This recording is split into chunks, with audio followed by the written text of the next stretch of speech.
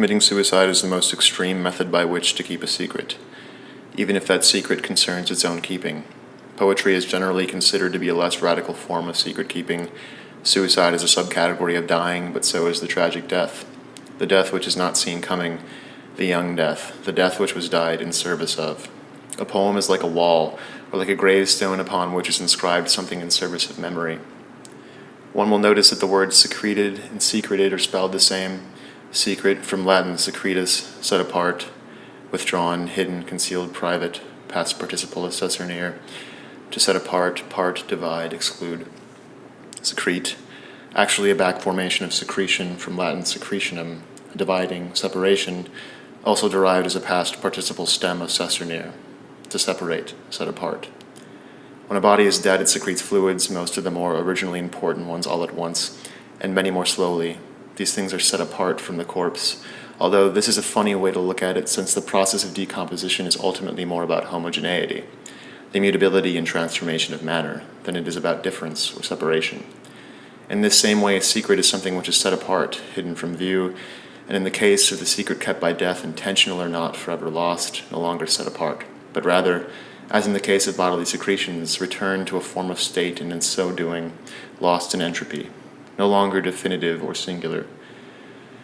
Mass is energy in a congealed state. Excrement and fluid are already the same gesture that is the poem. Eileen Myles says in her book Inferno, "The material of poems is energy itself, not even language. Words come later." Inferno is modeled after Dante's Divine Comedy, each section modeled after each of his Inferno, Purgatory, Heaven.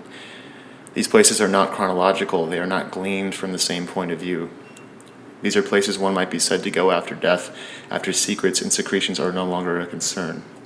But in an inversion, they become more important than ever. Physicality and pure energy simultaneously, long strings of words and then short sentences which stutter without interrupting flow. There are things which I can't know while reading, even as everything seems to ooze out of the pages, the exchange of too much information and not enough. Inferno is a book which I read, saw on Amazon review, it said, hard to follow, honestly couldn't get through it, 1 star. But was it a book or a memoir, or did she just call it a novel to fuck with me? And a poet's novel? Because she mentions being a poet? Is a poet in it? Is it all her? Because she disregards or plays with language like it played with me, because it hides things, or there are things which remain inaccessible to me? That this lack of access has nothing to do with language and everything to do with writing is not a good way to really tell stories, honestly. I know she lied. Some names and identifying details have been changed to protect the privacy of individuals. Hardly. Because you'd go down into the subway and you'd think you were in hell. For some reason I like that, though it took years. I think you just need more experience to understand hell as something possibly good. It's not the shit, it's the air, it's the colon, it's the opening. We're basking in language itself. It seemed like the clouds were laughing at me in their majestic, gleaming beauty. The thing is, when you're writing a poem, no matter what you meant to say or do, when the leaving impulse comes, just finish your line and get the hell out of the room. Though sometimes, even if you said too much, you can still go back and fix it.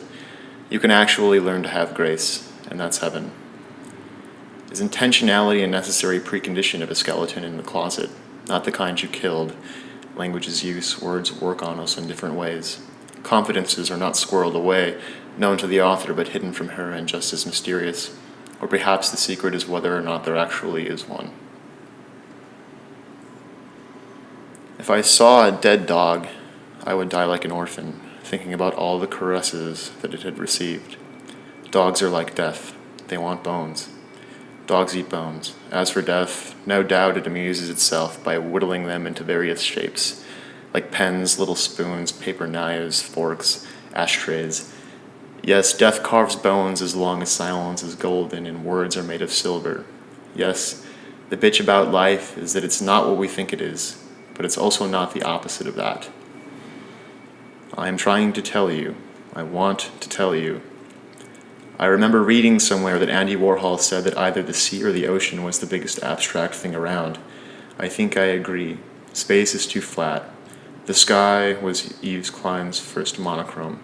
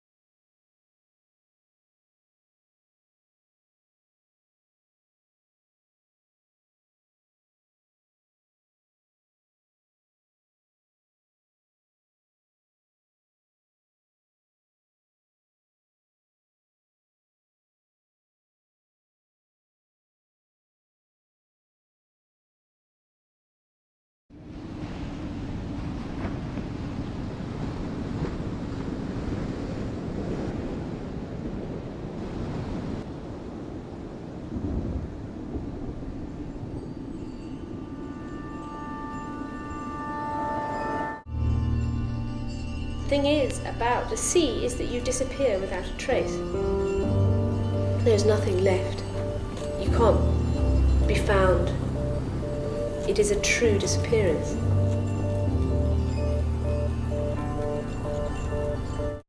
I thought, well, I'll give him 3 years and then he'll be dead. For sure.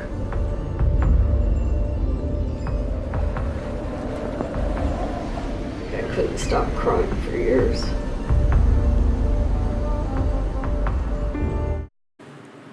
The body is no longer left to secrete. The voice or the gesture is not able to testify or lie, to set apart. The widow is left to cry, but in doing so, does she tell us anything? I think about Boss John Otter out at sea looking at the clouds. I've never known anyone who has actually read Hegel, but he did. Phenomenology of Spirit, the only book he took with him on his voyage. He even underlined passages like, formation is the vanishing of being into nothing, and the vanishing of nothing into being. I think of Boss Jan in the ocean reading Hegel, thinking about his role in history and some larger truth. Maybe this search is enough in itself. The secret that is revealed is always a burden. Boss Jan said, "Who will fight the bear? No one?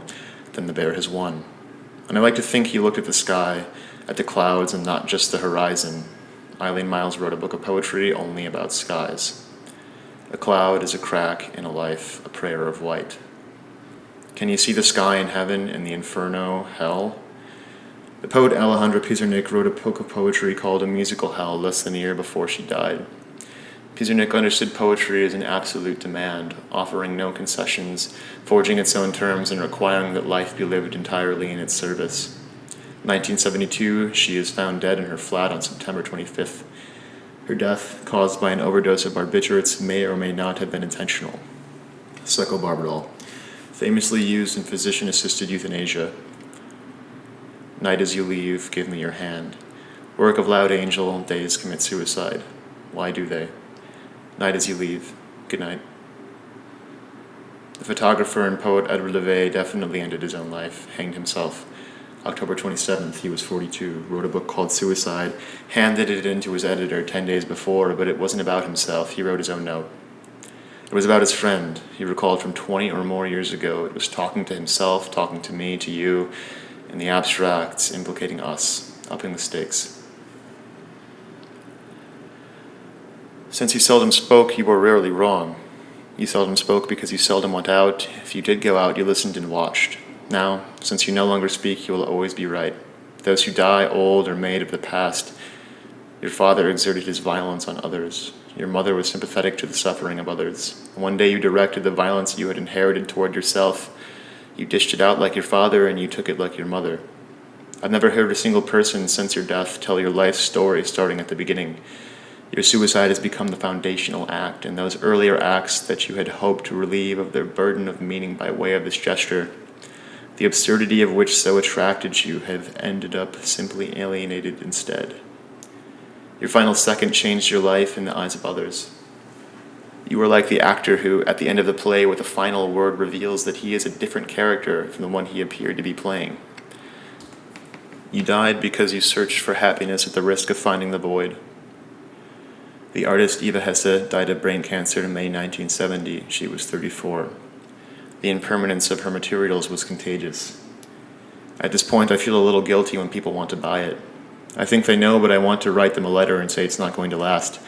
I'm not sure what my stand on lasting really is. Part of me feels that it's superfluous, and if I need to use rubber, that is more important. Life doesn't last. Art doesn't last. The poet Chika Sagawa died of stomach cancer, January 1936. She was 24. The 24th. A succession of ill-feeling, monotonous days where I can't even remember how the day passed by.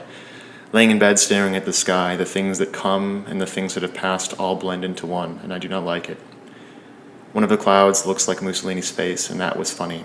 It seems that the X-ray wears me down quite a bit. My brother came after the lights were turned out, sat on the edge of my bed, and we talked quietly after people had gone to sleep. I told him how I longed for good pickles, and also asked for books I wanted to read. Today I read about half of an essay collection by Haken. I chose not to have the shot, to put up with my pain. I'm working on training my will, so I will no longer care how effective these drugs are. A chef clutches the blue sky. 4 fingerprints are left. Gradually a chicken bleeds. Even here the sun is crushed. Blue-sworded wardens of the sky who come inquiring. I hear a daylight run by. In prison they keep watch over a dream longer than life. Trying to reach the outside world that is like the back of an embroidery, I become a moth that slams into the window. If for a single day the long tendril of death would loosen its hold, this miracle would make us jump with joy. Death strips my shell. My resting heart rate is 42 beats per minute.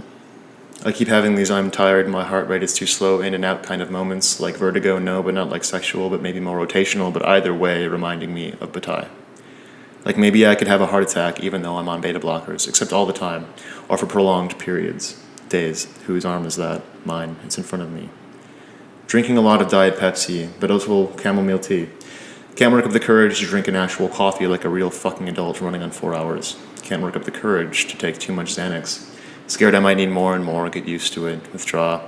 Something about how you only need something because you use it, like chapstick, or I want to say shampoo, but after not using it for so long or so seldomly, I now have dry red scalp and dandruff that doesn't itch though, and now I don't know if I shampoo too much or too little. Head & Shoulders dry scalp care with almond oil. Pretty much all the symptoms of anxiety are also the symptoms of all the shittiest ways you could die suddenly. My very own Felix Gonzalez Torres, hanging around the who the fuck knows what that's there for piece of wood screwed to the wall, drooping down, not having been secured in any way, like some impossibly dumb gaping smile. That piece, one of the only that has made me cry, dangling down, descending onto a circular plinth, curling up around itself, but I don't cry when I walk into my apartment, no. Not even at night. I cry along with Boss Jan because in those real situations you don't have to know the cause. There's no psychology behind it, just empathy, or companionship across decades, only a few years less than half a century. Almost as great as the distance he tried to travel, almost as tired as me, almost as slow as my heart rate, in and out, around and around.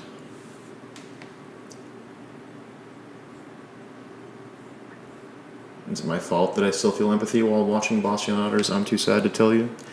I could cry about my grandfather dying genuinely, then present it to you as a fiction. He died at sea in search of art, for art was art and couldn't help it. And he died from cancer because he talked to me months earlier, still able to walk and use a remote for the TV, something Otter could not have done. He didn't cry, he wrapped an arm around me and smiled at a lens on a phone. This was the only evidence there was. Lenses provide us just enough. I want to cry, I want to weep until I cannot tell you, but I am in search of the miraculous. I don't want to plagiarize, I want to look at pictures I didn't take, holding the journey or as I smile, a dumb smile. Leather jacket disposed of, glasses broken on New Year's Eve. I don't fall off a roof or a bridge in Los Angeles or Amsterdam on purpose. I don't even drop cement with lights around me in a garage. I want more than the water to break my fall. Do not let irrational, childish, non-linear thinking seep into and destroy quality adult poetry. Poetry. Nobody knows what the fuck it is. We want to say that it's words and says only what it says, but I know something that seems to be a part of the total of those words that is only implied by them. This implication is a residue, what's left behind after words work on us, what it has secreted, what I and the poem have worked together to set apart. What it has secreted remains unavailable. The poet, the poem, the reader, all separate entities whose relationship is never a simple triangulation, never a delivery but a gift, elocution. In a straight transmission, there will always arise a need for translation, which is itself always an infinite task. Meaning is not encoded, intention of effect is not inserted into strings of words, prose doesn't calcify into a poetic container, a glass jar that has to be broken. Ideas don't exist outside of language. Seems to be the secret, though, something would always be lost in translation. That thing which points out the difference between two instances of the text capital T. A poem is a distribution, a secretion, ossifying energy which nonetheless retains its ability to energize, even as it becomes like bone, something organic yet solid, sturdy, a framework upon which a muscle might manage movement. The poet lies in the ground, nature carves her into sculpture. The poet is like her poem. Reductive and additive methods both achieve similar ends. The body decays, words ripen, both particle and wave, word and talk, secret and secretion, suicide and letter. Whatever you see, whatever can be taken away, is unspeakable. Words bolt all doors.